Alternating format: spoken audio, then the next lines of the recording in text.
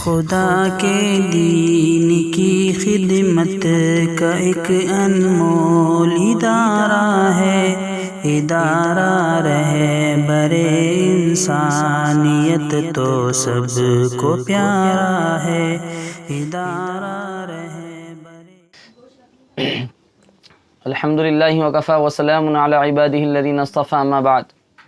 قال اللہ تبارک وتعالی اعوذ باللہ من الشیطان الرجیم قل هل يستوی الذین یعلمون والذین لا یعلمون وقال النبی صلی اللہ علیہ وسلم العلم فریضۃ علی کل مسلم. صدق اللہ العظیم. علم انسان کو انسان بناتا ہے، علم انسان کو انسان بناتا ہے، بے مایا کو علم سلطان بناتا ہے. اللہ جسے علم دے اسے عمل بھی دے، ورنہ یہ علم انسان کو شیطان بناتا ہے. ناظرین کرام، پچھلے کئی دنوں سے الحمدللہ ادارہ رہبر انسانیت کے زیر اہتمام جو آن لائن عشرہ ذی الحجہ کا انعقاد کیا گیا ہے، اس کے تمام ہی قسطیں، اس کے تمام ہی عنوانات پر مشتمل بیانات کو آپ تمام ہی ملاحظہ فرما رہے ہیں، سن رہے ہیں. اللہ تمام کو جزائے خیر عطا فرمائے. اسی کے ساتھ میں محمد ارباز ادارہ رہبر انسانیت کی جانب سے آپ تمام کو عید الاضحیٰ کی پرخلوص مبارکباد پیش کرتا ہوں، اور آتے ہیں ہم آج کے ہمارے عنوان کی طرف. آج کا ہمارا عنوان اتنا خاص ہے جس کی ضرورت آج کے حالات کے اعتبار سے، مناسبت سے ہمیں محسوس ہوتی ہے، اور وہ عنوان ہے علم دین کی اہمیت کے اوپر. قبل اس کے کہ ہم آج کے عنوان کے اوپر آئے، ہم جیسا کہ جانتے ہیں کہ روزانہ کا ہمارا پروگرام تلاوت کلام اللہ شریف سے جس کا آغاز ہوتا ہے، تو ہم سب سے پہلے اس پاک پروردگار کے نام اقدس سے، پاک پروردگار کے نام سے، پاک کلام سے ہم آج کے اس بزم کا آغاز کرتے ہیں. لیکن آج جن حافظ صاحب کو، یا آج جن قاری خوش الحان کو میں آپ کے سامنے کرنے جا رہا ہوں، ناظرین ان کی آواز سن کر انشاءاللہ بالکل آپ کا دل منور ہو جائیں گا، اور کلام اللہ شریف کی برکت ہی ایسی ہے کہ جس کو سننے کے بعد دل باغ باغ ہو جاتا ہے. تو آئیے ہم سب سے پہلے تلاوت کلام پاک پیش کرنے کے لیے سیکریٹری بزم رسالت حافظ و قاری ساجد خان صاحب اشاعتی دامت برکاتہم کو زحمت دیں گے، جو کہ اتنے بہترین قاری خوش الحان ہیں. الحمدللہ حافظ صاحب فعال ہیں، متحرک ہیں، اور شاید ہی کوئی بندہ ایسا ہو جو اس نام سے ناواقف ہو اور حضرت کے مزاج سے جو ناواقف ہو. تو آئیے ہم ان حافظ صاحب کو جو الحمدللہ بڑے ہی جید حافظ قرآن بھی ہے اور خوش الحان قاری بھی ہے، اس شعر کے ساتھ ہم ان کو دعوت دیں گے کہ کتابوں میں جو افضل ہے اسے قرآن کہتے ہیں، کتابوں میں جو افضل ہے اسے قرآن کہتے ہیں، اسے جس نے اتارا ہے اسے رحمان کہتے ہیں، بسالے اپنے سینے میں جو اس کے 30 پاروں کو، زمانے بھر میں اس کو حافظ قرآن کہتے ہیں. جناب حافظ ساجد خان اشاعتی. اعوذ باللہ من الشیطان الرجیم، بسم اللہ الرحمن الرحیم. یا ایہا الناس اتقوا ربکم واخشوا یوما لا یجزی والد عن ولده ولا مولود هو جاز عن والده شيئا إن وعد الله حق فلا تغرنكم الحياة الدنيا ولا يغرنكم بالله الغرور إن الله عنده علم الساعة وينزل الغيث ويعلم ما في الأرحام وما تدري نفس ماذا تكسب غدا وما تدري نفس بأي أرض تموت إن الله عليم خبير. صدق اللہ العظیم. ماشاءاللہ الحمدللہ حافظ صاحب نے بہت ہی بہترین انداز کے اندر تلاوت کلام مجید فرمائی.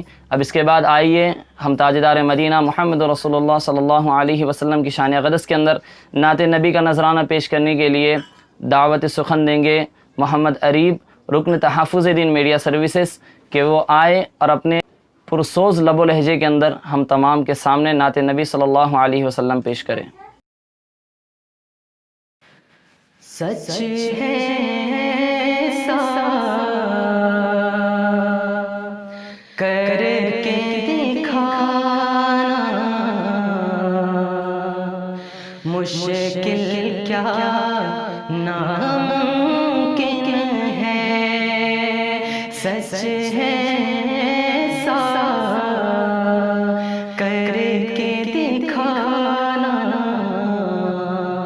مشکل کیا ناممکن ہے، سچ ہے ایسا کر کے دکھانا مشکل کیا ناممکن ہے، کہ پتھر سے کلمہ پڑھوانا، پتھر سے کلمہ پڑھوانا مشکل کیا ناممکن ہے، سچ ہے ایسا کر کے دکھانا مشکل کیا ناممکن ہے، سدرا پر جبریل ٹھہر کر آقا سے یہ کہتے ہیں کہ سدرا پر جبریل ٹھہر کر آقا سے یہ کہتے ہیں کہ سدرا پر جبریل ٹھہر کر آقا سے یہ کہتے ہیں کہ اس سے آگے میرا جانا، کہ اس سے آگے میرا جانا مشکل کیا ناممکن ہے، پتھر سے کلمہ پڑھوانا مشکل کیا ناممکن ہے، شاہ مدینہ کی مرضی پر رب کی مرضی ہے موقوف، کہ شاہ مدینہ کی مرضی پر رب کی مرضی ہے موقوف، شاہ مدینہ کی مرضی پر رب کی مرضی ہے موقوف، وہ روٹھے تو رب کو منانا، وہ روٹھے تو رب کو منانا مشکل کیا ناممکن ہے، سچ ہے ایسا کر کے دکھانا مشکل کیا ناممکن ہے، پتھر سے کلمہ پڑھوانا مشکل کیا ناممکن ہے۔ ماشاءاللہ الحمدللہ محمد عریف صاحب نے بہت ہی بہترین انداز کے اندر نعت نبی صلی اللہ علیہ وسلم ہم تمام کے سامنے پیش کی۔ اب آئیے ہم اپنے اصل عنوان کی طرف آتے ہیں، جو کہ آج کا ہمارا بہت ہی خاص عنوان ہے، جو کہ حالات حاضرہ کی ضرورت بھی ہے۔ ہمارا آج کا عنوان ہے کہ دینی تعلیم کا گھٹتا ہوا رجحان اور اس کی اہمیت۔ اس عنوان کے لیے ہم بہت ہی بہترین مقرر جو کہ آج کے ہمارے مقرر خصوصی ہے، مقرر شعلہ بیان حضرت مولانا مفتی محمد محسن صاحب قاسمی محتمم دارالعلوم اصحاب کہف اورنگ آباد کو دعوت دیں گے اس شعر کے ساتھ کہ یہ الگ بات کے خاموش کھڑے رہتے ہیں، یہ الگ بات کے خاموش کھڑے رہتے ہیں، پھر بھی جو لوگ بڑے ہیں بڑے رہتے ہیں، اور ایسے درویشوں سے ملتا ہے ہمارا شجرہ جن کی ٹھوکر میں کئی تاج پڑے رہتے ہیں، جناب مفتی محسن صاحب قاسمی دامت برکاتہم۔ الحمد لله نحمده ونستعينه ونستغفره ونؤمن به ونتوكل عليه ونعوذ بالله من شرور أنفسنا ومن سيئات أعمالنا من يهده الله فلا مضل له ومن يضلله فلا هادي له ونشهد أن لا إله إلا الله وحده لا شريك له ونشهد أن سيدنا ومولانا محمدا عبده ورسوله أما بعد فقد قال الله تعالى في كتابه الحميد فأعوذ بالله من الشيطان الرجيم بسم الله الرحمن الرحيم شهد الله أنه لا إله إلا هو والملائكة وأولو العلم قائما بالقسط وقال تعالى وما يعقلها إلا العالمون صدق اللہ العظیم۔ معزز قابل احترام میرے دینی بھائیوں اور امت مسلمہ کے غیور نوجوانوں اور ان بیانات کو سننے والی پس پردہ خواتین، اللہ رب العزت نے ایمان کے بعد سب سے بڑی نعمت جو ہمیں عطا فرمائی ہے وہ علم کی نعمت ہے۔ بات شروع ہونے سے پہلے یہ وضاحت ضروری ہے کہ علم سے کیا مراد ہے۔ علم سے براہ راست ڈائریکٹ وہ علم مراد ہے جس کو دینی علم کہا جاتا ہے، جس کو دین و شریعت کا علم کہا جاتا ہے، جس علم کے ذریعے عقائد صحیح ہوتے ہیں، جس علم کے ذریعے سے انسان کے لیے شریعت اور احکام پر عمل کرنا آسان ہوتا ہے، جس علم پر آخرت میں نجات کا مدار ہے، علم سے وہ علم مراد ہے۔ وہ چیزیں جن کو دنیا کے اندر فنون کہا جاتا ہے، ہنر کہا جاتا ہے، ان پر بھی علم کا اطلاق ہو جاتا ہے، انہیں بھی علم کہا جاتا ہے، لیکن حقیقت میں وہ معلومات ہیں، اور عام اردو میں اسے بھی لوگ علم کہہ دیتے ہیں، لیکن حقیقت میں وہ معلومات ہیں۔ علم حقیقی وہ ہے جس پر اللہ رب العزت نے کامیابی کا مدار رکھا ہے۔ دنیاوی علم، دنیاوی معلومات یہ ایک ضرورت ہے، اس لیے ہمارے بیان میں علم سے مراد وہ علم ہیں جو آخرت سے تعلق رکھتا ہے، جو شریعت پر عمل سے تعلق رکھتا ہے، جس کو دینی علم کہا جاتا ہے۔ یہ علم اللہ کی صفت ہے۔ اللہ رب العزت جیسے رزاق ہے، اللہ رب العزت جیسے حکیم ہیں، دانا ہیں، حکمت والے ہیں، ایسے ہی اللہ رب العزت علیم ہیں، علم رکھنے والے ہیں۔ وَكَانَ اللَّهُ عَلِيمًا حَكِيمًا، إِنَّ اللَّهَ عَلِيمٌ حَكِيمٌ، یہ علم اللہ کی صفت ہے۔ میں نے کہا کہ ایمان کے بعد سب سے بڑی نعمت علم ہے۔ کیوں؟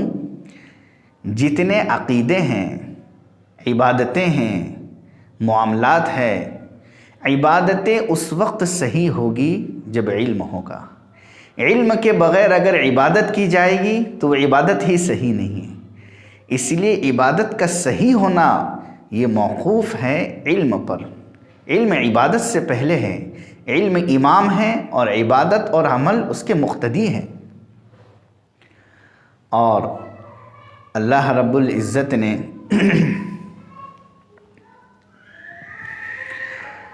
آخرت کی نجات کا جو مدار رکھا ہے، آخرت کی نجات کو اللہ رب العزت نے موقوف رکھا ہے، وہ اللہ رب العزت نے اسی علم پر موقوف رکھا ہے۔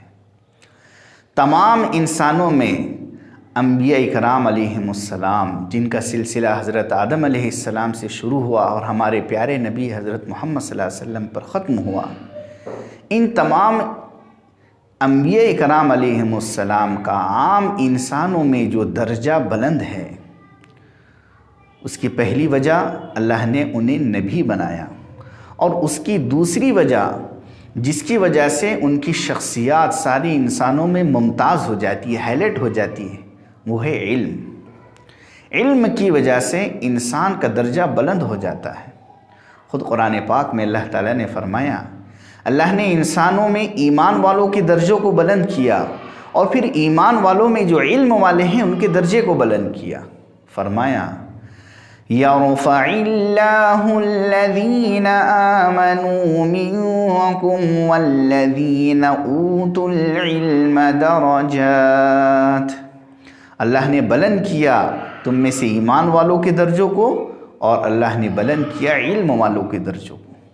انبیاء اکرام علیہم السلام کو اللہ تعالیٰ نے جب علم عطا کیا تو انہوں نے اللہ کا شکر ادا کیا۔ شکر ادا اس لیے کیا کہ یہ علم ایسی نعمت ہے کہ جو اللہ رب العزت کی اتنی بڑی نعمت ہے، جس سے اللہ انسان کو ہزاروں لاکھوں بندوں پر فوقیت، برتری اور مقام اور مرتبہ عطا فرماتے ہیں۔ چنانچہ 19ویں پارے میں اللہ تعالیٰ نے حضرت داؤد اور حضرت سلیمان علیہم السلام کا تذکرہ کیا، اور ان کے شکرانے کا بھی تذکرہ کیا کہ انہوں نے اللہ کا شکر ادا کیا اس پر کہ اللہ نے انہیں علم سے نوازا۔ فرمایا وَلَقَدْ آتَيْنَا دَاوُودَ وَسُلَيْمَانَ عِلْمًا، ہم نے حضرت داؤد اور حضرت سلیمان علیہم السلام کو علم عطا فرمایا۔ اس پر انہوں نے کیا کہا؟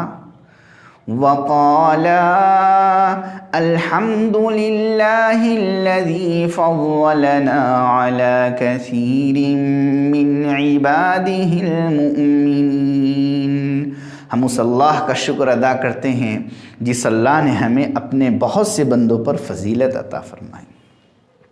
ایک مسلمان اگر اس دنیا میں اسلام پر عمل کرنا چاہتا ہے، کیا حلال ہے، کیا حرام ہے، کیا جائز ہے، کیا ناجائز ہے، وہ کون سی چیزیں ہیں جن پر عمل کرنا ضروری ہے، تو علم کے بغیر کوئی چارہ کار نہیں، بلکہ اتنا علم حاصل کرنا تو فرض عین ہے جس سے انسان کی نجات کا تعلق ہے۔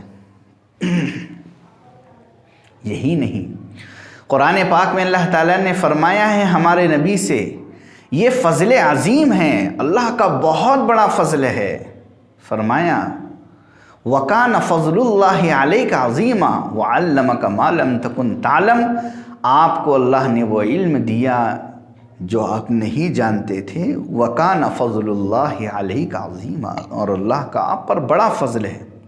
کہیں یہ فرمایا جس کو علم دے دیا گیا اسے خیر کثیر، بہت بڑی خیر دے دی گئی۔ وَمَنْ يُؤْتَ الْحِكْمَةَ فَقَدْ أُوتِيَ خَيْرًا كَثِيرًا، یہ علم بہت بڑی نعمت ہے۔ اور ہمارے پیارے نبی حضرت محمد رسول اللہ صلی اللہ علیہ وسلم سے اللہ نے کہا آپ یہ دعا کرتے رہیے، آپ یہ دعا کرتے رہیے کہ اللہ میرے علم کو بڑھائیے، آپ یہ دعا کرتے رہیے۔ وَقُلْ رَبِّ زِدْنِي عِلْمًا، اور یہ بھی کہا کہ آپ اس علم کی قدر کریں۔ اللہ بہت غیور ہے، جب اللہ کی کسی نعمت کی قدر نہیں کی جاتی تو اللہ کی صفت غیور کو، اللہ کی شان غیور کو غیرت آ جاتی ہے اور اللہ اس نعمت کو چھین لیتے ہیں۔ تو اللہ نے ہمارے نبی سے یہ کہا وَلَئِن شِئْنَا لَنَذْهَبَنَّ بِالَّذِي أَوْحَيْنَا إِلَيْكَ، اگر چاہیں گے تو جو علم آپ کو دیا ہے وہ علم آپ سے لے بھی سکتے ہیں۔ اللہ نے اس نعمت کی انعام کو اللہ تعالیٰ نے بیان فرمایا کہ کتنی بڑی نعمت ہم نے آپ کو عطا کی، اور ہمارے نبی زندگی بھر دعا بھی کرتے تھے، اللہم انی اسألک علما نافعا۔ مسلم شریف میں ہے فجر کی نماز کے بعد آپ یہ دعا کرتے تھے، اے اللہ مجھے وہ علم عطا فرمائیے جو علم مجھے فائدہ پہنچائے، جس علم سے انسانیت کو فائدہ ہو، علم نافع مجھے عطا فرمائیے۔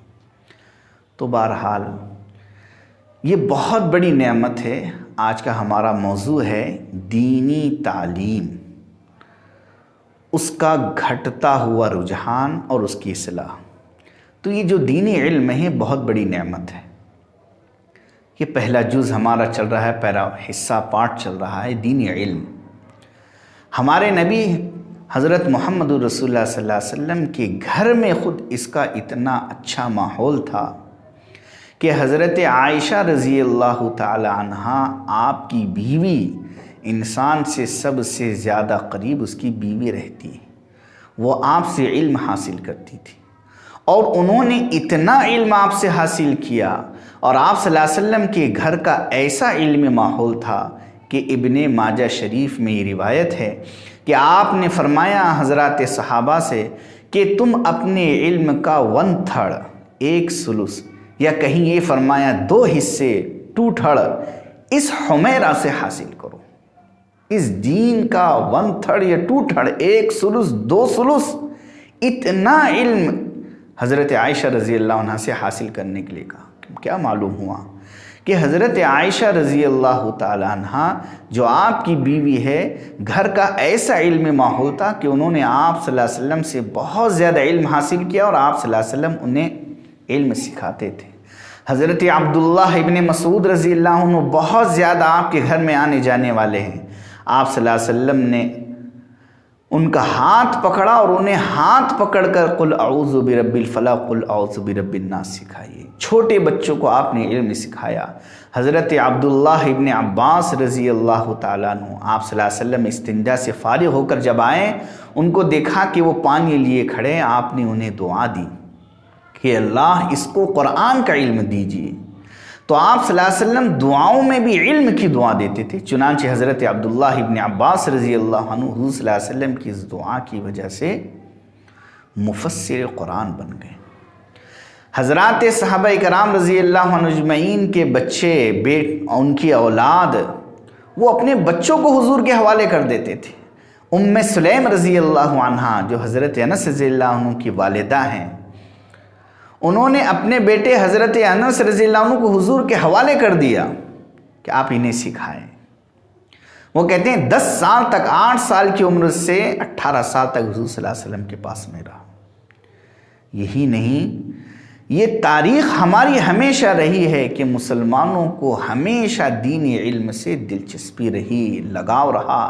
صحابہ کرام رضی اللہ عنہم اجمعین میں ایک بڑی تعداد ہے جو قرآن پاک کو حفظ کیے ہوئے۔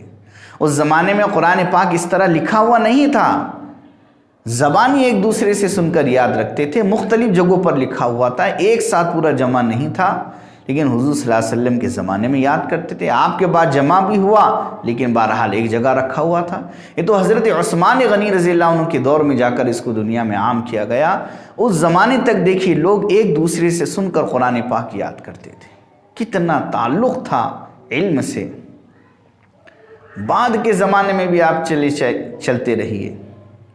مجھے 2-3 واقعات بتلانا ہے کہ کتنا زیادہ علم سے شغف اس زمانے میں تھا۔ پہلا واقعہ میں آپ سے عرض کروں، امام محمد ابن الحسن الشیبانی رحمۃ اللہ علیہ کا واقعہ، جس کو رسم المفتی، یہ اصول افتاء کی ایک کتاب ہے علامہ شامی رحمۃ اللہ علیہ کی، اس میں انہوں نے نقل کیا امام محمد ابن الحسن رحمۃ اللہ علیہ کے واقعے کو، کہ امام محمد ابن الحسن رحمۃ اللہ علیہ نے کتاب لکھی، اس کتاب کا نام ہے سیر صغیر۔ وہ کتاب جب امام اوزاعی رحمۃ اللہ علیہ نے دیکھی تو امام اوزاعی رحمۃ اللہ علیہ نے کہا کہ یہ حضور صلی اللہ علیہ وسلم کے جنگی واقعات کی کتاب لکھنے کا حق تو کسی حجازی یا شامی عالم کو ہے، یہ تو عراقی عالم ہے۔ حضور صلی اللہ علیہ وسلم کے غزوات اور جنگیں یہ تو حجاز یا شام میں ہوئی، عراق تو ابھی نیا مفتوحہ شہر ہے، انہیں کیا حق ہے یہ کتاب لکھنے کا؟ جب یہ بات معلوم ہوئی امام محمد رحمۃ اللہ علیہ کو تو انہوں نے ایک دوسری کتاب لکھی، اس کا نام ہے السیر الکبیر۔ السیر الکبیر جب انہوں نے لکھی تو وہ ایسی کتاب تھی اور اتنی ضخیم اور اتنی اعلیٰ اور اتنی عمدہ کہ امام اوزاعی رحمۃ اللہ علیہ نے جب اس کتاب کو دیکھا تو کہنے لگے اگر اس کتاب میں وہ احادیث نہ ہوتی جو میں دیکھ رہا ہوں تو میں تو یہ کہہ دیتا کہ یہ لکھنے والا ایسا شخص ہے جو علم کو گڑھتا ہے اپنی طرف سے۔ اور پھر اعتراف کرتے ہوئے کہا صدق اللہ العظیم وفوق کل ذی علم علیم، اللہ نے سچ کہا، ہر علم والے سے بڑھ کر علم والا ہے۔ امام محمد رحمۃ اللہ علیہ نے کہا کہ اس کتاب کو 60 بڑے بڑے رجسٹروں میں لکھاؤ، چنانچہ 60 بڑے بڑے دفاتر میں رجسٹروں میں اس کتاب کو لکھایا گیا، اور آپ نے ایک بیل گاڑی منگائی اور اس بیل گاڑی میں وہ 60 دفاتر رجسٹر رکھے گئے، اور بادشاہ وقت نے اس کو جب دیکھا تو متاثر ہوا اور اس بیل گاڑی کو بادشاہ وقت کے پاس بھیجا گیا۔ بادشاہ وقت نے اپنے زمانے کے میوزیم میں اس کتاب کو رکھا۔ کتنا شغف تھا علم سے۔ امام ترمذی رحمۃ اللہ علیہ نے ترمذی شریف میں ایک واقعہ نقل کیا کہ ایک محدث ہیں جن کا نام ہے ابو زرعہ، ان کا مشغلہ زندگی بھر علم کے پڑھنے پڑھانے کا تھا۔ واقعہ یہ ہوا کہ ہزاروں شاگرد ان کے تیار ہوئے، جب ان کے انتقال کا وقت آیا تو انتقال کے وقت ان کے شاگرد جمع ہو گئے۔ جمع ہونے کے بعد میں نزاع کا عالم شروع ہوا۔ شاگردوں نے یہ سوچا کہ استاذ سے ہم یہ ان کے سامنے کیسی جرات کرے، یہ تو خود اتنے بڑے عالم ہیں کہ ہم لا الہ الا اللہ شروع کر دے۔ استاذ کا رعب ان کے سامنے تھا۔ اللہ نے ان میں سے ایک ان کے شاگرد کے ذہن میں بات ڈالی، اور انہوں نے جو حدیث پاک ان کے استاذ نے انہیں پڑھائی تھی سند کے ساتھ وہ پڑھنی شروع کی۔ حدثنا فلان قال حدثنا فلان قال حدثنا فلان قال حدثنا فلان۔ جب وہ شاگرد نے وہ حدیث پاک کی سند پڑھنی شروع کی، کچھ وقفے کے بعد میں وہ شاگرد رک گئے اور انہوں نے استاذ کے سامنے گویا کہ اپنے آپ کو ایسا محسوس کرایا کہ میں بھول رہا ہوں۔ جب وہ اٹکے وہاں پر رک گئے، بھولنے کا انہوں نے اظہار کیا، تو بستر پر لیٹے ہوئے نزاع کے عالم میں جو ان کے استاذ تھے امام ابو زرعہ، انہوں نے وہیں سے آگے وہ حدیث پڑھنی شروع کی کہ حدثنا فلان حدثنا فلان، اور آگے پڑھا قال قال رسول اللہ صلی اللہ علیہ وسلم من کان آخر کلامہ لا الہ الا اللہ۔ حدیث پاک کا مطلب یہ ہے کہ جس شخص کی زبان سے نکلنے والا آخری جملہ لا الہ الا اللہ ہوگا۔ انہوں نے اتنا پڑھا، استاذ محدث ابو زرعہ نے اتنا پڑھا من کان آخر کلامہ لا الہ الا اللہ کہتے ہی ان کی جان نکل گئی۔ اب حدیث پاک کا اگلا جملہ باقی رہ گیا۔ پوری حدیث یہ ہے جس نے لا الہ الا اللہ کہا دخل الجنہ، تو گویا زبان سے انہوں نے لا الہ الا اللہ کہا اور عملاً اللہ تعالیٰ نے ان کو جنت میں پہنچا دیا۔ یہ شغف ہے کہ موت کے وقت بعلم۔ تیسرا تو بڑا عجیب واقعہ ہے تاریخ اسلام کا۔ فقہ میں بہت سی کتابیں لکھی گئی ہیں۔ 8ویں صدی کی یہ کتاب ہے جس کا میں تذکرہ آپ کے سامنے کر رہا ہوں، بلکہ میں وہ کتاب آپ کو دکھانا چاہتا ہوں۔ اللہ اکبر، مسلمانوں کی تاریخ ہے کہ انہیں کتنا علم سے تعلق اور کتنا شغف تھا۔ یہ کتاب آپ کے سامنے میں پیش کرنا چاہتا ہوں۔ یہ استغفر اللہ 6 صدی کا یہ واقعہ ہے، میں 8ویں کہہ دیا۔ یہ کتاب ہے آپ کے سامنے بدائع الصنائع، یہ 6 صدی کا واقعہ ہے جو میں کہہ رہا تھا۔ 6 صدی کی یہ کتاب لکھی ہے بدائع الصنائع۔ یہ کتاب صرف ایک نہیں ہے، ایسی 6 جلدیں ہیں بدائع الصنائع کی. یہ ایک جلد آپ کے سامنے ہے، اس طرح کی 6 جلدیں. اور یہ کتاب پوری عربی زبان کے اندر ہے. اس میں فقہ، کتاب الطہارت، پاکی کے مسائل سے لے کر موت تک، وراثت تک کے سب مسائل ہیں. اور خاص بات اس کتاب کی یہ ہے بدائع الصنائع کی کہ فقہ حنفی کے اندر عموماً اہل علم کا کہنا یہ ہے کہ ترتیب میں، جودت وضع و ترتیب میں، حسن ترتیب کے اندر جس طریقے سے بات کو ایک ساتھ پورے مضمون کو بالترتیب اس کتاب میں سمجھایا گیا ہے، اس باب کے اندر اس کی کوئی ثانی کتاب نہیں. بہت ہی بہترین انداز میں بدائع الصنائع میں ایک مضمون کو ترتیب کے ساتھ، سلیقے کے ساتھ پورے مضمون کو ایسا سمجھاتے ہیں کہ پوری بات اتر جاتی ہے. بہت ہی عمدہ کتاب ہے اس اعتبار سے. ایک عالم گزرے ہیں، ان کا لقب ہے علاء الدین سمرقندی رحمۃ اللہ علیہ.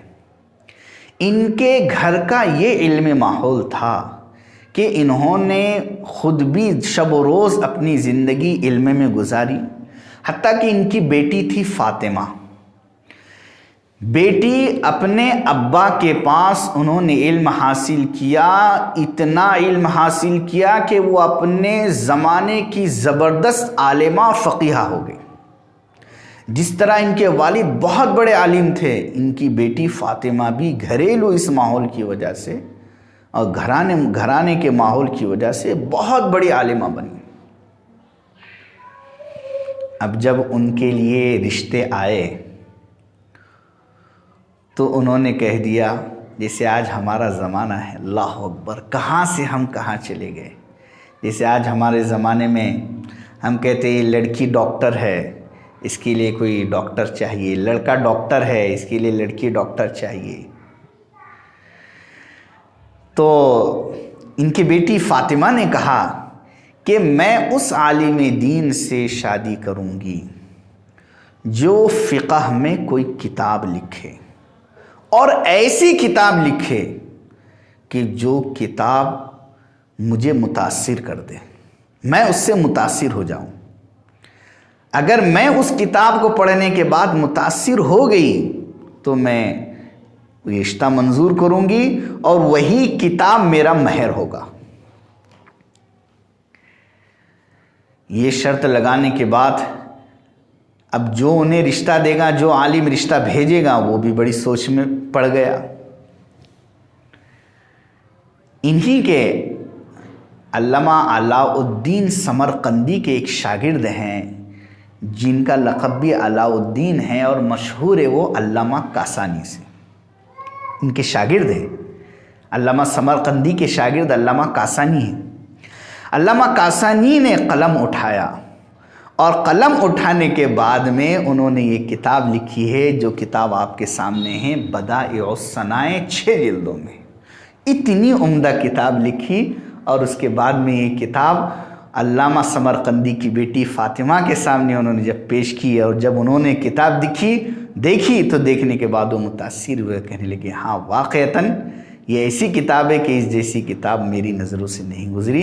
اور رشتہ منظور ہوا اور اس کے بعد میں ان کی شادی ہوئی. اس کے بعد میں جب اس گھر سے کوئی فتویٰ نکلتا تھا تو اس فتوے پر خسر یعنی سسرے کی بھی دستخط ہوتی تھی، اور داماد یعنی علامہ کاسانی کی بھی دستخط ہوتی تھی، اور فاطمہ کی دستخط ہوتی تھی. یعنی اس اعتبار سے کہ بہرحال اصل فتویٰ تو ان کا ہوتا تھا، یہ اس پر نظر کرتی تھی، تصدیق کرتی تھی. یعنی ایک فتوے پر 3 لوگوں کی نظر ہوتی تھی. اللہ اکبر، یہ مسلمانوں کی علم سے دلچسپی کی تاریخ رہی. اسی کتاب کے مقدمے میں ان کے حالات بھی آپ دیکھ سکتے ہیں. تو عرض کرنا یہ ہے کہ مسلمانوں کو علم سے بہت دلچسپی تھی. چلیے اب ہم دوسرے حصے پر آتے ہیں، دینی تعلیم کا گھٹتا ہوا رجحان. آج ہم جس زمانے میں ہیں، اس زمانے کے اندر ہم یہ سمجھ رہے ہیں کہ علم بہت ہے، لیکن حقیقت یہ ہے کہ علم ختم ہو رہا ہے اور ہمیں صرف تھوڑی تھوڑی معلومات ہے، تھوڑی تھوڑی معلومات ہے۔ کیوں؟ علم باقی رہتا ہے شوق سے، ذوق سے، پڑھتے رہنے سے۔ آج اللہ معاف کرے علم کا اتنا زوال ہو چکا ہے اور علم اتنا گھٹتا چلا جا رہا ہے کہ بڑی شرمندگی سے مجھے یہ کہنا پڑ رہا ہے کہ ہمارا یہ وطن عزیز اورنگ آباد شہر، اگر آپ اس کی اردو زبان پر اس وقت غور کریں گے تو آپ شرمندہ ہو جائیں گے۔ میں تو بار بار شرمندہ ہوتا ہوں۔ ہندوستان میں لکھنؤ، دہلی، حیدرآباد، اورنگ آباد چند نمایاں شہر سمجھے جاتے ہیں اردو میں، لیکن اس وقت اگر آپ دیکھیں گے ہمارے شہر کا اردو کا گھٹتا ہوا رجحان، ہماری زبان، ہماری تہذیب، ہماری ثقافت، ہمارا کلچر، ہمارے بولنے کا انداز، تو افسوس سے آپ کی نگاہیں جھک جائیں گی۔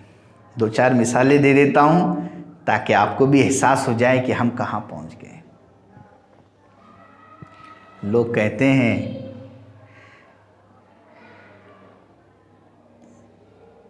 اورنگ آباد کے لوگ کہتے ہیں ان نے بولا، انہوں نے کہا کو بولتے ان نے بولا۔ دیکھیے کہاں چلے گیا۔ نیچے کو بولتے نیچے، اوپر کو بولتے ہیں اوپر، نہیں کو بولتے ہیں نکو۔ یہ ہماری روزمرہ کی زبان میں اس قدر گراوٹ آ چکی ہے۔ میں تو سینکڑوں الفاظ آپ کے سامنے عرض کر سکتا ہوں، لیکن بہت شرمندگی ہوں گی اور الفاظ عرض کروں گا۔ ہمارے عموماً تحریریں دیکھ لیجئے، ہم میں سے اگر کسی کو پڑھایا جائے تو اس کے پڑھنے کی رفتار دیکھ لیجئے کیا ہے۔ اور علم کا زوال اس لیے ہے کہ ہمارے نبی حضرت محمد رسول اللہ صلی اللہ علیہ وسلم نے فرمایا تھا کہ قیامت کے قریب علم دنیا سے رخصت ہوگا، یرفع العلم، علم رخصت ہوگا۔ تو علم رخصت ہو رہا ہے، اور آپ صلی اللہ علیہ وسلم نے فرمایا علم اس طرح رخصت ہوگا کہ اللہ تعالیٰ علماء کو اٹھا لیں گے۔ کیوں؟ دنیا میں کوئی بھی فن، کوئی بھی ہنر آگے بڑھتا ہے اس کے ماہرین سے۔ جب امت مسلمہ میں اس قدر دنیا دنیا دنیا دنیا سے محبت، ہر موقع پر دنیا کو ترجیح دینا، دنیا کو لائک کرنا، دنیا کو پسند کرنا، جب یہ خرابی آ جائے گی تو وہ علم اور علماء کی ناقدری کریں گے۔ یہ دونوں مقابل ہے، علم اور مال۔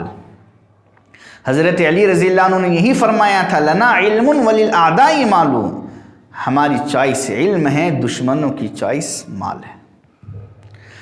ابن ماجہ شریف کی روایت ہے کہ ہمارے نبی حضرت محمد صلی اللہ علیہ وسلم نے فرمایا، آخری زمانے کے لوگ ایسے ہو جائیں گے کہ انہیں اگر کوئی چیز متاثر کریں گی، وہ کسی چیز کی بنیاد پر اگر متاثر ہوں گے وہ تو مال ہوگا۔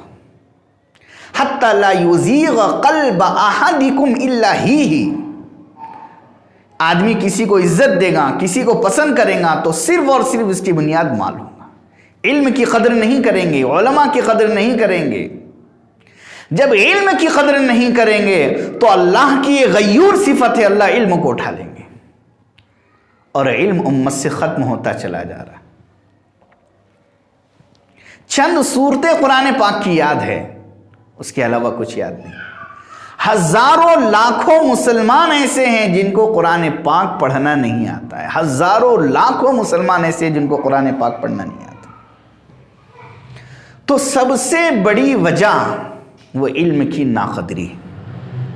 جب علم کی ناقدری ہو رہی ہے، علماء کی ناقدری ہو رہی ہے، تو اللہ تعالیٰ علم کو اٹھا رہے ہیں، اور حدیث میں ہے کہ قیامت کے قریب علم اٹھا لیا جائے۔ دوسری وجہ یہ ہے کہ علم باقی رہتا ہے جب علم سے محبت کی جاتی ہے۔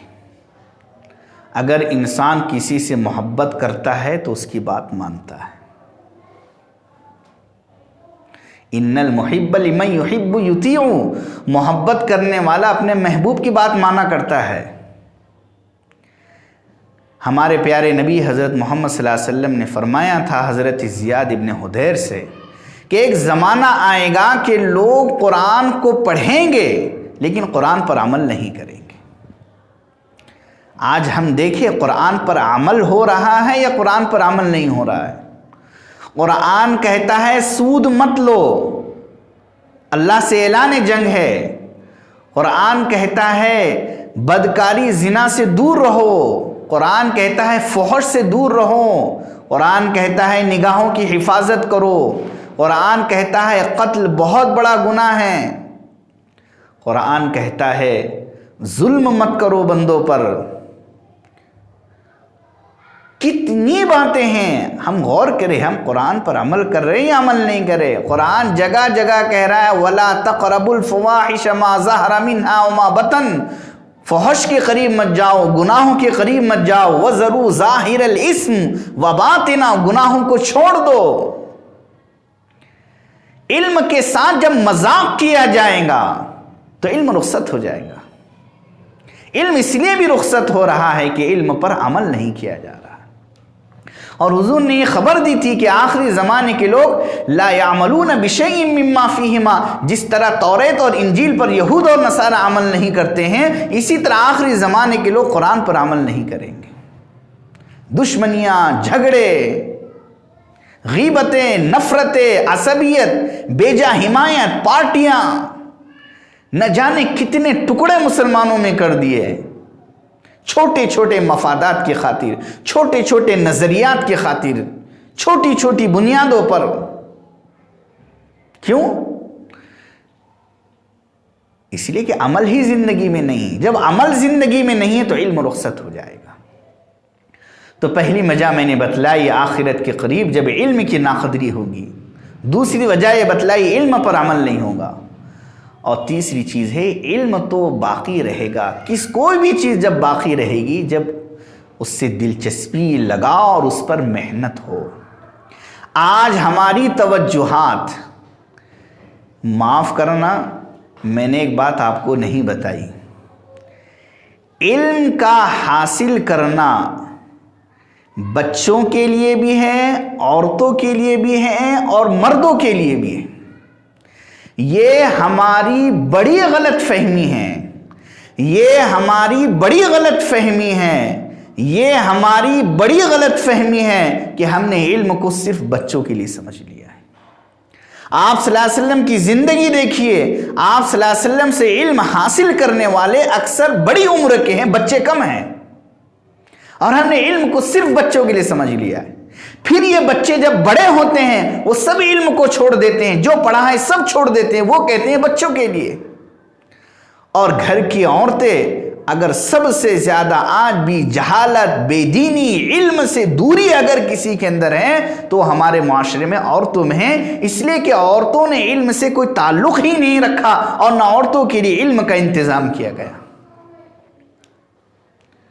حکیم الامت حضرت تھانوی رحمۃ اللہ علیہ نے لکھا ہے کہ مرد کے ذمے جیسے عورت کو کھلانا، پلانا، کپڑوں کا نظم کرنا، اس کے لیے رہنے کا نظم کرنا واجب ہے، اسی طرح مرد کی یہ بھی ذمہ داری ہے کہ وہ عورتوں کو دیندار بنائیں، عورت کو دیندار بنائیں، یہ بھی اس کی ذمہ داری ہے، اور اس سلسلے میں اس سے پوچھا جائے گا وَأْمُرْ أَهْلَكَ بِالصَّلَاةِ وَاسْتَبِرْ عَلَيْهَا، اپنی بیوی کو حکم دو تم نماز کا، خود بھی نماز پڑھو، یہ اللہ کا حکم ہے۔ تو تیسری وجہ یہ ہوئی ہے ہمارے پاس کہ علم سے شوق نہیں ہے۔ بچوں کو چھوڑ دیجئے، بچے تو بچے ہیں، ہم دیکھیں علم سے ہمیں کتنا شوق ہے۔ اس معاشرے میں اسی وقت تبدیلی آ سکتی ہے جبکہ مرد اور عورتیں یہ بھی اپنے آپ کو ذمہ دار سمجھے کہ ہمیں بھی علم کا سیکھنا یہ ہماری ذمہ داری ہے۔ جب تک بڑی عورتیں علم نہیں سیکھیں گی اس وقت تک تبدیلی نہیں آ سکتی۔ اب کیا تیسری وجہ کیا ہوئی علم کی اہمیت کے ختم ہونے کی؟ ہمارا جو وقت پڑھنے میں لگ سکتا تھا، قرآن پاک پڑھنے میں لگ سکتا تھا، قرآن سیکھنے میں لگ سکتا تھا، اردو سیکھنے میں صرف ہو سکتا تھا، ہمارے اوقات ایک بڑا حصہ ہمارے اوقات کا موبائل کی نظر ہے، انٹرنیٹ کی نظر ہے، فیس بک کی نظر ہے، ٹی وی کی نظر ہے۔ جو وقت ہمیں اپنے آپ کو بنانے میں لگانا چاہیے تھا وہ وقت ہم اپنی زندگی، اپنی آنکھیں، اپنی صحت، اپنی روزی، سب چیزوں کو ختم اور تباہ کرنے میں لگا رہے۔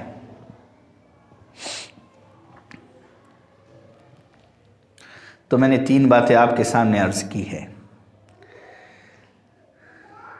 رہی بات بچوں کی، یہ ایک سمجھنے کا موقع ہے۔ بہت سے لوگ ہیں جو اچھی طرح جب بات کو نہیں سمجھتے تو وہ لفظی بحثوں اور آپسی جھگڑوں کی نظر اس بات کو کر دیتے ہیں۔ یہ حقیقت ہے کہ اس دنیا کے اندر انسان کے لیے روپیہ پیسہ ضرورت ہے، کمائی ضروری ہے، اس کے بغیر انسان کا گزارا نہیں ہو سکتا۔ اور یہ بھی حقیقت ہے کہ ایمان کے بغیر انسان ہرگز کامیاب نہیں ہو سکتا۔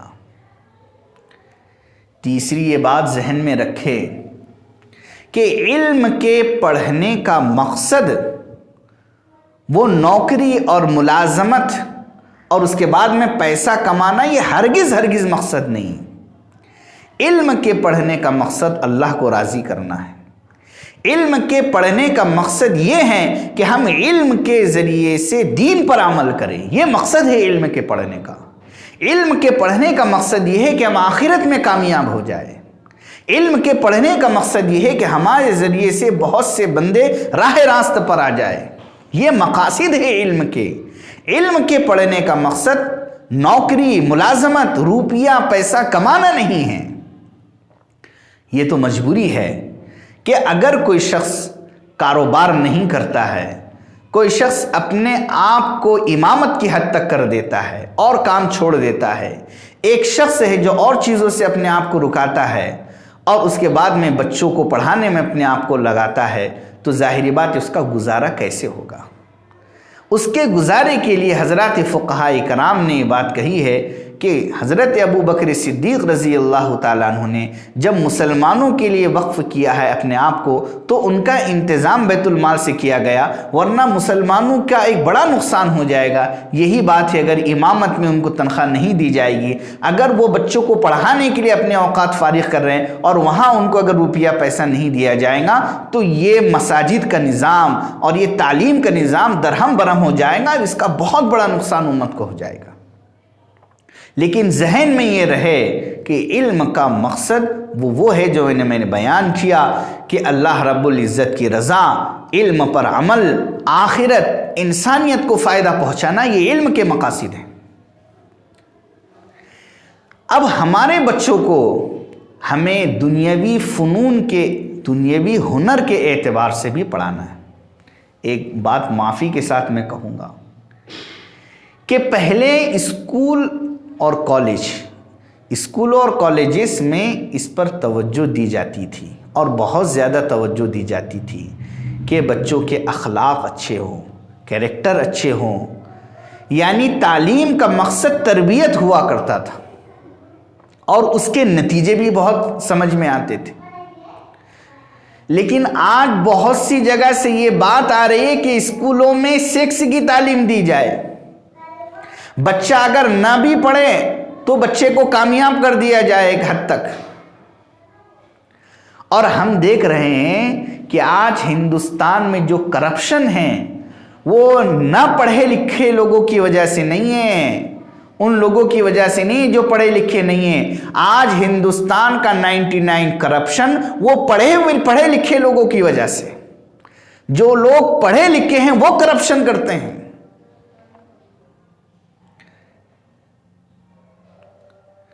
آج جتنی بدنظمیاں ہیں کسی عہدے اور پوسٹ پر آنے کے باوجود، اس کی وجہ یہ ہے کہ وہ پڑھے تو ہیں لیکن پڑھنے کے بعد ان کے اندر اس کا اثر نہیں ہے، ان میں انسانیت نہیں آئی ہیں، ان کے اندر اچھائیاں نہیں آئی ہیں، خوبیاں نہیں آئی ہیں، ان کو انسانوں کی بددعائیں مل رہی ہے، وہ دنیا میں بھی ناکام ہے اور آخرت میں بھی تباہ ہونے والے ہیں۔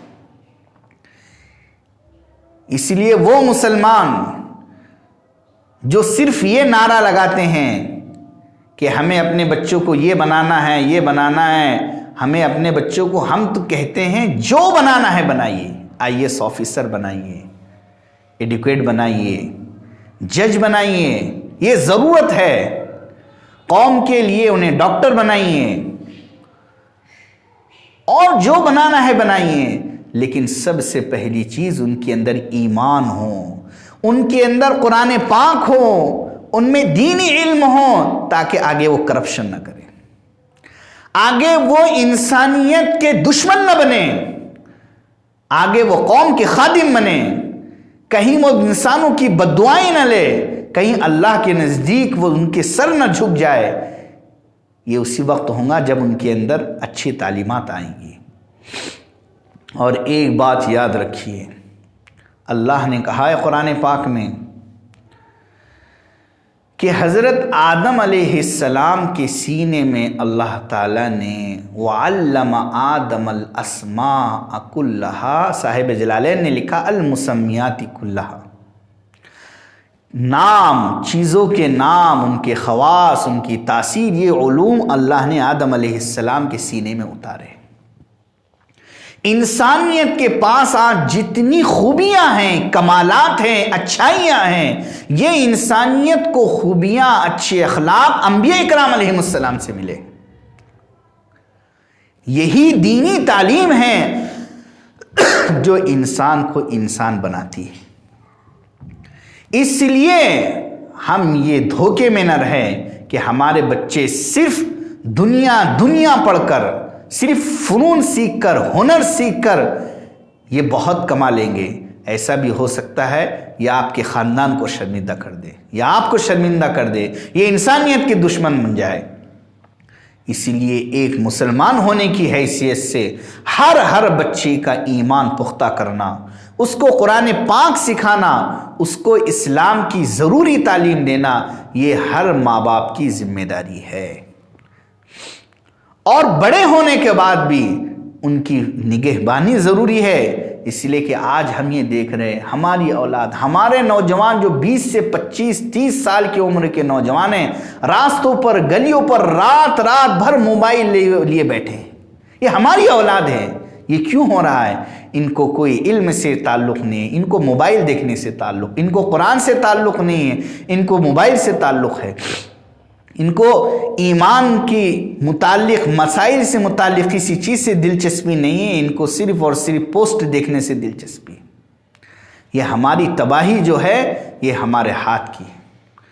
اس لیے وقت زیادہ ہو رہا ہے، مجھے اس وقت عرض کرنا ہے کہ بہت تیزی کے ساتھ میں علم گھٹ رہا ہے، علم اٹھ رہا ہے۔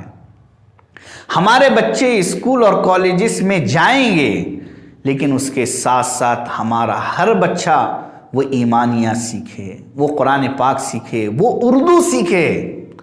علم کا بہت بڑا حصہ اردو میں ہے۔ ہمارے ہر بچے کو ہمیں اردو سکھانا چاہیے۔ اردو کے بغیر ہندوستان کی کوئی زبان کے جاننے والے اپنے آپ کو ادھورے سمجھتے ہیں۔ یہ تو ہم مسلمان ہیں جن کے پاس اردو میں اتنا بڑا اسلامی ذخیرہ موجود ہے، لیکن اس کے باوجود ہم اردو نہیں سیکھتے۔ تو یہ دوسری بات تھی، دوسرا پارٹ تھا کہ گھٹتا ہوا رجحان۔ اس پر بہت کچھ آپ غور کر سکتے ہیں کہ کتنی تیزی سے ہم غور کریں، ہم کتنے دن میں قرآن پڑھتے ہیں اور ہم کتنا قرآن پڑھتے ہیں، اور قرآن میں کیا لکھا ہوا ہے۔ یہ اللہ کی جانب سے کہ ہدایت نامہ ہے، محبت نامہ ہے، اس میں کیا لکھا ہوا ہے، ہمیں کوئی دلچسپی نہیں۔ حضور اکرم صلی اللہ علیہ وسلم کے معجزات میں سے ایک معجزہ یہ بھی ہے کہ آپ نے अहादीस मुबारका इतनी बयान फरमाई कि ताज्जुब होता है कि आप सल्लल्लाहु अलैहि वसल्लम की 23 साल ज़िंदगी के अगर लम्हात को देखा जाए, औकात को देखा जाए, और उसके मुकाबिल में आपने इतनी अहादीस मुबारका आपने कही है, फरमाई है। इतना बड़ा ज़ख़ीरा अहादीस का हमारे पास मौजूद है। लाखों किताबें हैं, लाखों। सिर्फ ये मत समझिए इस्लामी लिटरेचर के अंदर चंद किताबें होंगी, एक एक उन्वान पर हजारों किताबें लिखी हुई है। तो बहरहाल इल्म है, लेकिन हम इल्म से बहुत दूर हैं। उसकी वजह एक ये भी है कि हमने ये समझ लिया है कि हमें सिर्फ और सिर्फ इसी तालीम पर इक्तिफा करना है। नहीं, सबसे पहले हमें जो बनाना है अपने बच्चों को बनाएंगे, वो ज़िंदगी भर खूब अच्छी ओहदे पर रहे और ज़िंदगी भर जो कमाए, लेकिन हर जगह जहाँ भी रहे वो ईमान के साथ में रहे, कुरान के साथ में रहे, दीनी इल्म के साथ में रहे। अब तीसरा उन्वान हमारा था कि घटता हुआ रुझान और उसका हल। मैंने बहुत गौर किया इस बात पर। सारी तबाही जो इस वक्त हमारे मुआशरे में आई है, उसके ज़िम्मेदार माँ बाप हैं। माँ बाप अगर अपने घर के माहौल को सही नहीं करेंगे, माँ बाप अपने आप को अगर नहीं बदलेंगे, माँ बाप अपनी ज़िंदगी की रविश को नहीं बदलेंगे, माँ बाप सबसे पहले अपनी इस्लाह की फिक्र नहीं करेंगे, मुआशरे में कभी भी तब्दीली नहीं आ सकती, कौम में कभी भी तब्दीली नहीं आ सकती। और मैं ये समझता हूँ अगर ख़वातीन इस बात को सुने तो मैं बहुत दर्द के साथ में उनसे दरख्वास्त करता हूँ कि अल्लाह के वास्ते आप इल्म सीखना शुरू करें, इल्म सीखें। इल्म बहुत बड़ी नेमत है। इल्म सीखने के लिए हर गली में, हर गली के अंदर जिस मकान में इंतज़ाम हो सकता है किसी पढ़ाने वाली ख़ातून का, उनसे कायदा सीखे, कुरान पाक सीखे, उर्दू सीखे। उर्दू सीखने के बाद में फ़ज़ाइल आमाल में हिकायात सहाबा है वो पढ़े, सहाबियात के क्या जज्बे थे दीन के लिए। बहश्ती ज़ेवर एक मसाइल की ऐसी किताबें जो ख़ास स्पेशल औरतों के लिए लिखी गई, हम वो पढ़ें। और इतनी किताबें औरतों के लिए लिखी गई हैं कि अगर वो उनको पढ़ लेंगी खुद उनकी ज़िंदगी में सलीका आ जाएगा। अफसोस इस बात पर है, मैंने देखा शादियों के अंदर 20-20, 25-25 औरतें जमा होती हैं लहसुन छीलने के लिए, चावल चुनने के लिए, वगैरह वगैरह। नमाज का वक्त होता है, देख रहे नमाज के लिए कोई हलचल ही नहीं है।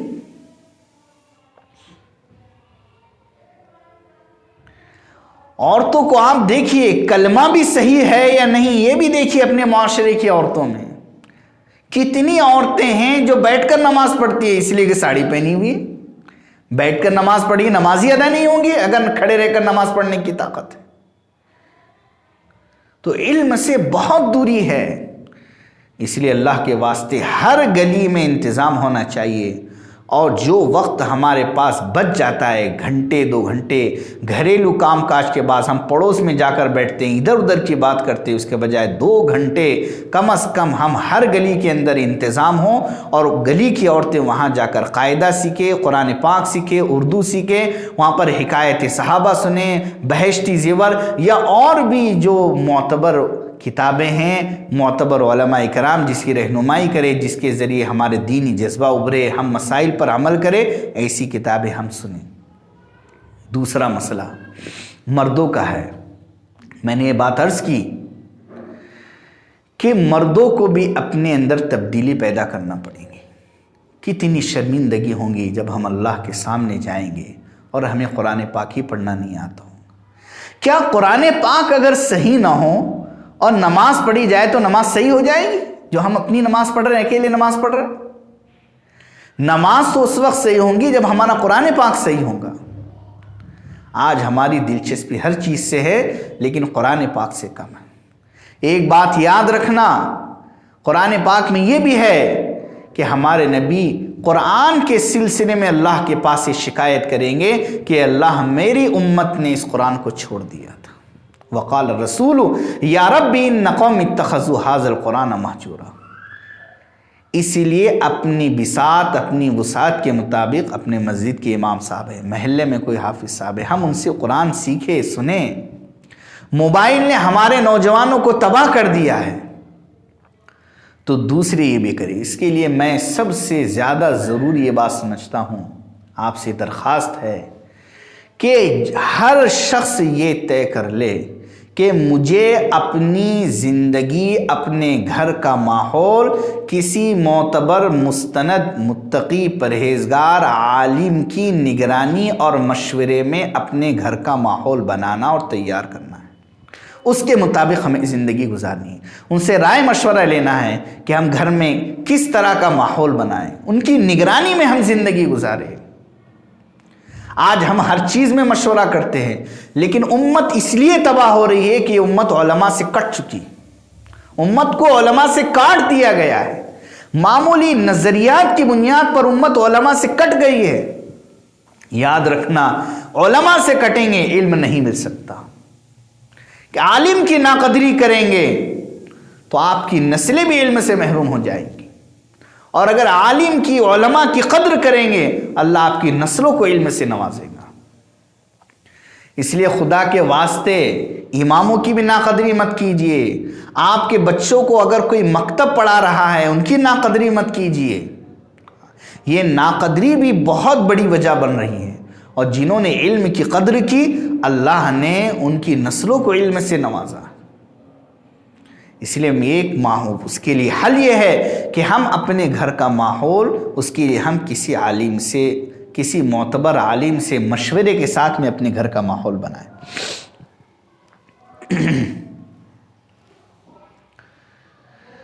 اس کے ساتھ ساتھ میں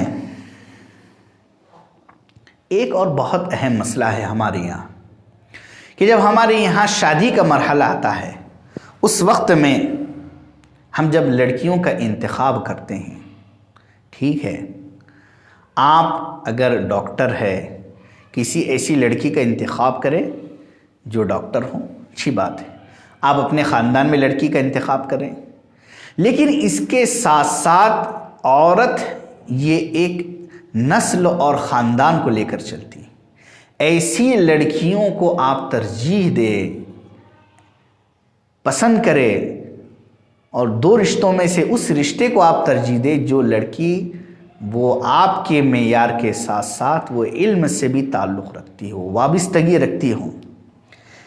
اس لیے کہ جب اس کی زندگی میں علم سے اور تعلق اور محبت اس کی زندگی میں ہوگی تو وہ ہماری نسلوں میں منتقل ہوگی۔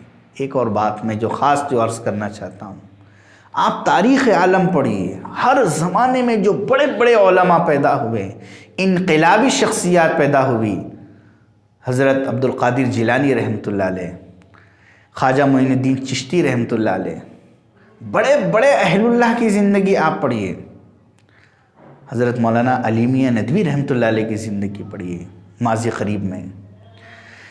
ان شخصیات کے پیچھے آپ کو ان کی ماں، ان کی والدہ کی محنت نظر آئے گی۔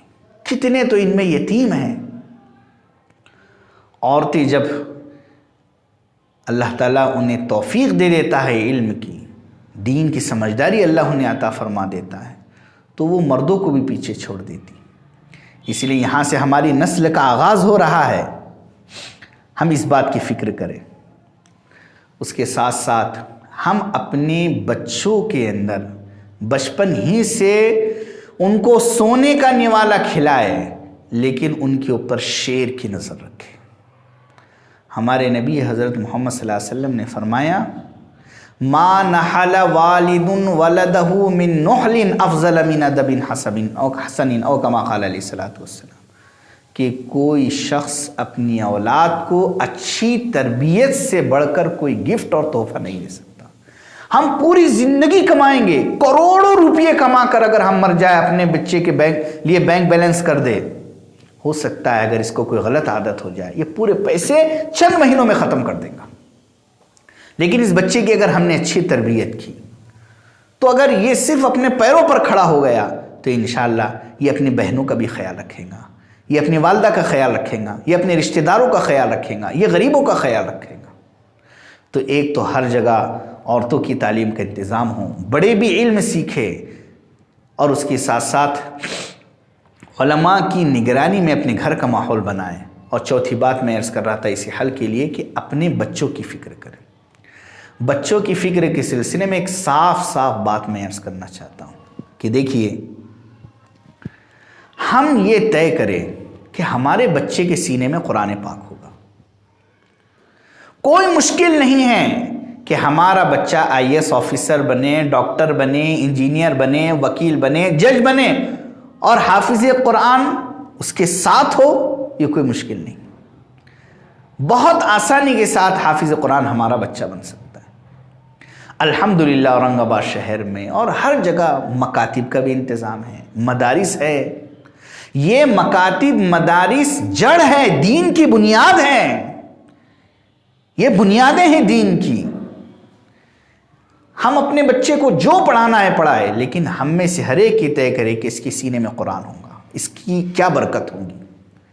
یہ قیامت کے قریب ایسا دور ہے جو دجالی دور ہے، دجال کے فتنے ظاہر ہو رہے ہیں،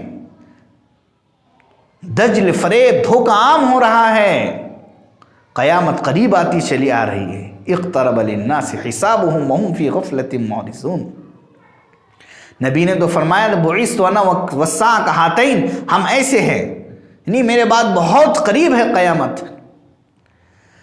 قیامت کے قریب فتنے ایمان والے کے ایمان کو ختم کرنا چاہیں گے۔ ہمارے نبی نے فرمایا کہ ایسے فتنے آئیں گے کہ ایک شخص رات میں شام کے وقت مسلمان ہوگا اور تم صبح میں دیکھو گے کہ وہ مسلمان کافر ہو چکا ہوگا، ایک صبح میں تم دیکھو گے کہ وہ مسلمان ہوگا اور شام میں وہ کافر ہو چکا ہوگا، حیران ہو جاؤ گے۔ اگر ہمارے بچوں کے سینے میں قرآن پاک ہوگا، کیسے بھی فتنے آ جائیں گے، لیکن انشاءاللہ وہ ایمان پر رہیں گے اور ان کی موت بھی ایمان پر ہوگی۔ اس لیے میری درخواست ہے کہ ہم مکاتب کی قدر کریں۔ ٹیوشن میں وہ بات نہیں آتی، کبھی کوئی گھر میں پڑھ کر کوئی بچہ کوئی قابل نہیں بنا ہے، گھر میں اسکول نہیں ہوتا ہے، بچوں کو اسکول ہی بھیجنا پڑتا ہے، کالج ہی بھیجنا پڑتا ہے۔ ہم مکاتب کی قدر کریں، ان کے علماء کی قدر کریں، ہم مسجدوں کے اماموں کی قدر کریں، ہم مدارس کی قدر کریں۔ ایک بات یاد رکھیے گا، یہ جتنی انقلابی شخصیتیں آج دیکھیے، طیب اردوغان جو ترکی کے صدر ہیں، طیب اردوغان صاحب، یہ بھی مدرسے کے پڑھے ہوئے ہیں۔ ہندوستان کی تمام انقلابی شخصیتیں آپ دیکھتے چلے جائیں گے تو یہ مدرسوں کی پڑھی گی۔ مولانا محمد الیاس صاحب رحمۃ اللہ علیہ، یہ دارالعلوم دیوبند کے ایک طالب علم ہیں، دارالعلوم دیوبند سے پڑھ کر نکلے۔ حضرت مولانا اشرف علی تھانوی رحمۃ اللہ علیہ دارالعلوم دیوبند کے پڑھے ہوئے ہیں، دارالعلوم دیوبند کے طالب علم ہیں۔ مفتی شفیع صاحب رحمۃ اللہ علیہ معرف القرآن جنہوں نے لکھی، یہ بھی دارالعلوم دیوبند کے پڑھے ہوئے ہیں۔ کتنے وہ لوگ ہیں جن کو آپ جانتے ہیں، بڑی بڑی شخصیات ہیں۔ یہ انقلابی شخصیات مدرسوں سے ہے۔ مدرسوں کو زندہ رکھنا، مکاتب کو زندہ رکھنا، یہ ہمارے ایمان کو باقی رکھنا ہے۔ خدا نہ خواستہ، صد بار خدا نہ خواستہ، جس دن مدارس اور مکاتب اس ملک سے ختم ہو جائیں گے، چند ہی سالوں میں یہ ملک اسپین بن جائے گا۔ میں تو آپ سے کہوں گا، اگر آپ کے دل میں ایمان سے محبت ہے، قرآن سے محبت ہے، تو آپ اپنی کمائی کا 10واں حصہ مدرسوں اور مکاتب کے لیے نکالیے۔ قرآن کے حقوق میں سے ایک حق یہ ہے، قرآن کے چند حق ہے۔ پہلا حق اس کو پڑھنا ہے، دوسرا حق اس پر عمل کرنا ہے، تیسرا حق اس کو سمجھنا ہے، اور چوتھا حق قرآن کو دنیا میں پھیلانا، یہ بھی قرآن کا حق ہے۔ اور قرآن دنیا میں پھیلے گا، وہ مکاتب سے پھیلے گا، مدارس سے پھیلے گا۔ مکاتب اور مدارس زندہ ہے تو قرآنی تعلیمات ہے دنیا کے اندر پھلتی اور پھولتی رہے گی، ورنہ جتنے یہ سکڑیں گے، آپ تو دیکھ رہے ہیں کہ حالات کتنے تنگ سے تنگ ہوتے چلے جا رہے ہیں۔ اگر ہمارے اندر ایمان ہے، قرآن سے محبت ہے، تو ہم ایسے لوگ جو مکاتب سے، مدارس سے، علماء سے بدظن کرنے کے لیے ایسی باتیں کرتے ہیں جو باتیں قادیانی کیا کرتے ہیں۔ مسلمانوں کے اندر بھی ایسی غلط سلط باتیں آج لوگ پھیلاتے ہیں کہ جس سے علماء سے دور ہو جائے امت. جس دن امت علماء سے کٹ جائیں گی، مدارس سے کٹ جائیں گی، مکاتب سے کٹ جائیں گی، علم سے کٹ جائیں گی، علم سے کٹیں گی تو اس کے مقابل میں جہالت آ جائے گی. اور جہالت تو وہ سر چشمہ تھا جس کی وجہ سے لوگ اپنی اولاد کو دفن کر دیتے تھے. جو جڑ تھی جہالت دنیا میں گمراہیت کی. اس لیے اخیر میں عرض کرنا یہ ہے کہ اس کا حل یہی ہے کہ عورتیں ہر گلی کے اندر اپنی گلی میں جو پڑھانے والی خاتون ہیں ہر گلی میں قرآن سیکھے، بڑے بھی علماء کی نگرانی میں قرآن سیکھے، اور بچوں کو مکاتب اور مدارس کے اندر ہم بھیجیں، اور اس کے ساتھ ساتھ ہم علماء کی نگرانی کے اندر قدم بڑھائیں. اللہ تعالیٰ سے دعا ہے کہ اللہ تعالیٰ ان باتوں پر ہمیں عمل کی توفیق عطا فرمائیں. جو مجھ سے غلطی ہوئی اللہ تعالیٰ اسے معاف فرمائیں. کچھ بولنے میں بہرحال انسان ہے، ہو سکتا ہے کچھ کمزوری بھی رہ گئی ہو، اللہ تعالیٰ مجھے معاف فرمائیں. اور یہ 10 دن کا سلسلہ چل رہا تھا بیانات کا، اس ادارے رہبر انسانیت کی جانب سے اللہ تعالیٰ سے میں دعا گو ہوں کہ اس کے جتنے کارکنان ہیں، ذمہ داران ہیں، اللہ تعالیٰ ان کو بہت بہت جزائے خیر عطا فرمائیں. علم کی اشاعت پر اللہ کے جو وعدے اللہ تعالیٰ اس کا ثواب انہیں عطا فرمائیں. ان کے گھروں میں چین سکون اللہ تعالیٰ عطا فرمائیں. اور ہمارے علماء کو اللہ تعالیٰ اسی طرح اور خوب محنتوں کی توفیق عطا فرمائیں. وآخر دعوانا ان الحمدللہ رب العالمین. ماشاءاللہ، الحمدللہ، اللہم زد فزد. اللہ رب العالمین حضرت کی عمر میں صحت میں بھرپور برکت عطا فرمائیں. اللہ حضرت کا سایہ تادر ہم پر قائم و دائم رکھے. الحمدللہ، ہم تمام ہی ناظرین کے، ہمارے سامعین کے شکر گزار ہیں، اور جس طریقے سے آپ نے ہمارا تعاون کیا ہے، ہمارا ساتھ دیا ہے، اللہ رب العالمین تمام کے ساتھ دینے کو، تعاون کرنے کو بے انتہا قبول فرمائے. اللہ تمام کو جزائے خیر عطا فرمائے. اور ہم امید رکھتے ہیں کہ جب کبھی انشاءاللہ ادارہ رہبر انسانیت یا اس کے متعلقین یا اس کے علاوہ جتنے اور تنظیمیں ہیں جو کہ اللہ کے لیے اخلاص کے ساتھ دینی خدمات انجام دے رہے ہیں، جب کبھی وہ آواز لگائیں گے، اسی طرح انشاءاللہ اب ہمیشہ ان کا تعاون کرتے رہیں گے. اسی کے ساتھ ہم اس بات کا بھی اعلان کرتے ہیں کہ جو ہمارا 10 روزہ پروگرام تھا جو کہ آن لائن چل رہا تھا، لاک ڈاؤن کی وجہ سے، چونکہ سہولت کی وجہ سے اور عشرہ ذی الحجہ کے مبارک ماہ کی وجہ سے ہم لوگوں نے اس کا انعقاد کیا تھا، اس کا بھی ہم اختتام کا اعلان کرتے ہیں. اور اللہ رب العالمین سے دعا گو ہے کہ اللہ تعالیٰ تمام کی قربانیوں کو بے انتہا قبول فرمائے، تمام کو جزائے خیر عطا فرمائے. اور ایک اعلان آخر میں ہم یہ کرنا چاہتے ہیں کہ الحمدللہ، جیسا کہ آپ تمام ہی جانتے ہیں کہ شہر اورنگ آباد کے اندر ہمارے ایک بزم رسالت کے نام سے الحمدللہ نعت نبی صلی اللہ علیہ وسلم و دیگر دینی پروگرامات کا انعقاد کرتی ہے. اسی کے زیر اہتمام انشاءاللہ عشرہ محرم الحرام جو کہ اسلامی تاریخ کا اور اسلام کا پہلا مہینہ ہے، اس کا انعقاد عشرہ محرم الحرام کے نام سے انشاءاللہ آئندہ ماہ کے اندر ہم کرنے والے ہیں، جو کہ انشاءاللہ آپ لوگوں کو NG میڈیا سروسز کے اوپر دیکھنے کو ملے گا. تو تمام ہی سے گزارش ہے کہ اس سلسلے کے اندر بھی، عشرہ محرم الحرام کے اندر بھی آپ تمام ہی ہمارے ساتھ جڑے رہے. جزاکم اللہ خیرا و احسن الجزاء. ادارہ رہبر انسانیت تو سب کو پیارا